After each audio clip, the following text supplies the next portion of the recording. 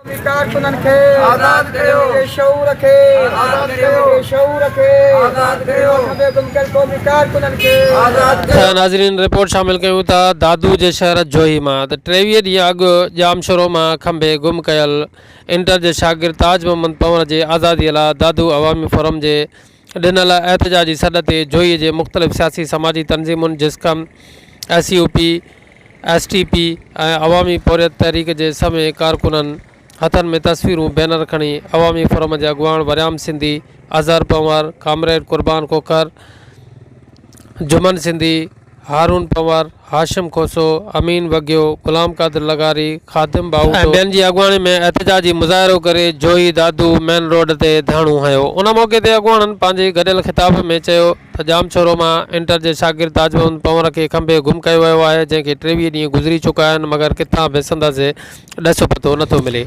अॻुवाणनि चयो त असां सम्झूं था पिया त नौजवान रियासती ॾाढ जो शिकार बणियल आहे जंहिंखे जी हयातीअ खे पिणु ख़तरो आहे खेसि बिना देर जे ज़ाहिर करे आज़ाद कयो वञे।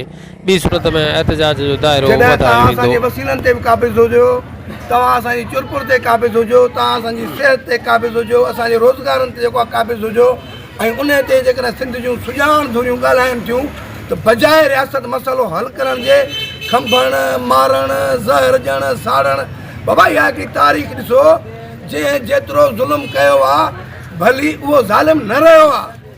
कहिड़े माण्हुनि सां जेकी बेवाजी था कयो तव्हां असांजे नौजवान बचड़ा खंबे खयूं था। हा हिननि जा हक़ जो दरियाहनि तां कब्ज़ा ख़तमु कयो, रोज़गारनि तां कब्ज़ा ख़तमु कयो, तेल कंपनियूं जेके वाजिबा अथनि उहे सिंध खे ॾियो, सिंध जा मसइला हल कयो। इहो मसइले जो हल कोन अथव। तव्हां हिकिड़ो जेको आहे सो ॾाढो खणंदव ताज मोहम्मद 50 जेको आहे पैदा थी पवंदा पर अॼु ॾींहं ताईं हुनजो जेको आहे सो अतो पतो कोन्हे को। हू शागिर्द आहे 19 साला शागिर्द आहे ऐं टॉप 10 जो शागिर्द आहे।